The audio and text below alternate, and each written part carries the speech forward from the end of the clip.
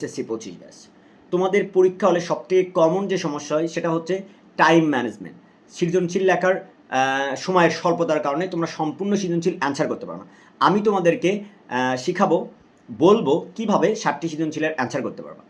তোমাদের পরীক্ষা মোট 3 ঘন্টা। 3 ঘন্টা মানে 180 মিনিট। এই 180 মিনিটের ভিতরে তোমাকে 30টি এমসিকিউ এর অ্যান্সার করতে হবে 30 মিনিটে। তাহলে তোমার হাতে থাকতেছে 150 মিনিট। এই 150 মিনিটে তোমাকে 60টি সৃজনশীলের অ্যান্সার করতে হবে।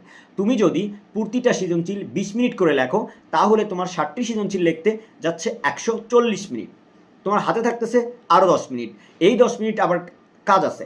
এই 10 মিনিটে টিচার আসবে তোমার কাছে, খাতা সিগনেচার করবে, তুমি লুজশিট নিবা, লুজশিট সেলাই করবা, এইসব আনুষঙ্গিক কাজে 10 মিনিট চলে যাবে। তোমরা যদি শুরু থেকেই একটি করে সৃজনশীল 20 মিনিটে লেখা শেষ করো, তাহলে তোমরা 140 মিনিটে 60টি সৃজনশীল সম্পূর্ণ অ্যান্সার করতে পারবা। তাহলে এইভাবে যদি তোমরা লিখতে পারো, তোমাদের সৃজনশীল সম্পূর্ণভাবে লিখতে পারবা, সম্পূর্ণ অ্যান্সার করতে পারবা। এরকম আরও ভিডিও পেতে আমাদের চ্যানেলটি, আমাদের পেজটি ফলো এবং সাবস্ক্রাইব করে রাখুন। আসসালামু আলাইকুম।